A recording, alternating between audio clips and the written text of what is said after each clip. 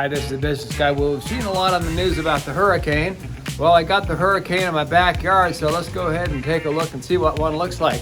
Now, this is what it looked like on our porch last night because the hurricane spins the rain and the wind and the lightning out from the hurricane, so you get a lot of turbulence, a lot of rain, and it gets pretty crazy. This is what we experienced last night. You can see the boats that are usually parked here because I rent my dock out to a couple of yachts, a couple of friends of mine. Trees are moving pretty good wind kicking up here.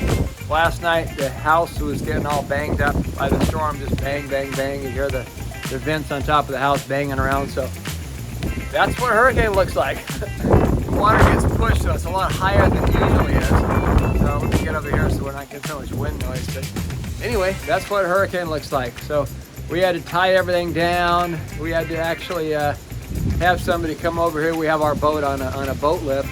We had to have somebody come over here and strap it down to the boat lift so it wouldn't float away or blow away. So anyway, we're not getting the worst of it here. We're not going to blow away in this one, but we have friends in other part of the state that are really getting a lot worse than we are. So we actually invited them to come on down if they need to, if they lose power. So we're providing a refuge. It's kind of what you do in Florida, I guess. Wanted to give you a little update, see what's going on in the hurricane firsthand. So we're not getting too bad over here. The other coast, there's the west coast of Florida, and they're really getting hit hard over there on that side.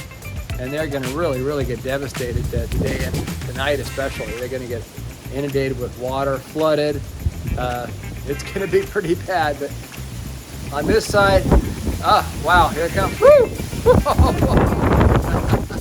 On this side, we're getting hit, but not as hard as those guys are. So, little hurricane update, and hope you're doing well. Stay safe.